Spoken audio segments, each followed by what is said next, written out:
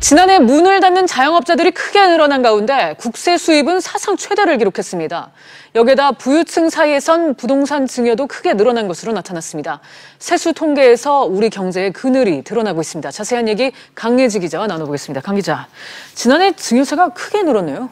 네, 그렇습니다. 지난해 증여세 신고 건수가 1년 전보다 10% 늘어난 12만 건으로 집계됐습니다.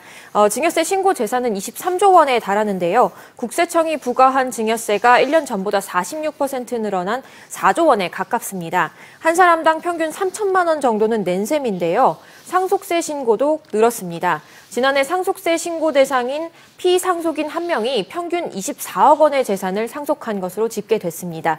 이렇게 상속과 증여로 다음 세대가 물려받은 재산이 40조 원에 달합니다. 그렇군요. 증여가 이렇게 급증한 이유는 어떻게 봐야 할까요? 네, 부동산 규제 강화로 부동산 증여가 크게 늘어난 것으로 보입니다. 네. 올해 4월에 양도세 중과를 피하기 위해서 자녀에게 부동산을 물려주려는 부모들이 많았다는 분석이 나왔습니다.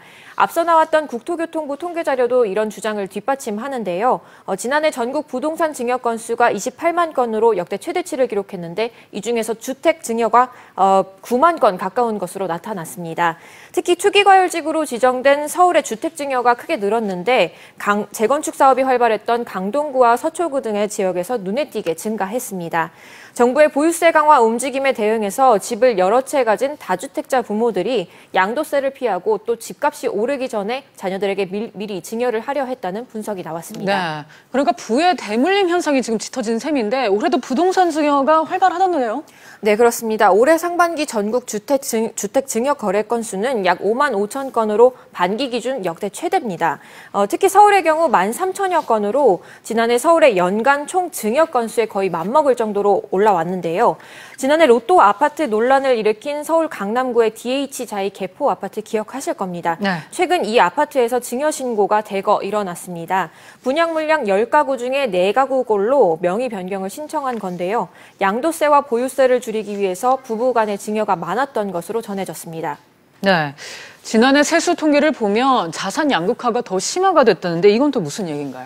네, 지난해 국세청이 걷어들인 세금 수입이 사상 최대인 255조 원으로 집계됐습니다. 네. 소득세와 부가가치세, 또 법인세 등 주요 세목이 모두 10% 안팎씩 증가를 했는데요. 자세히 뜯어보니 폐업한 자영업자들도 크게 늘어난 것으로 나타났습니다.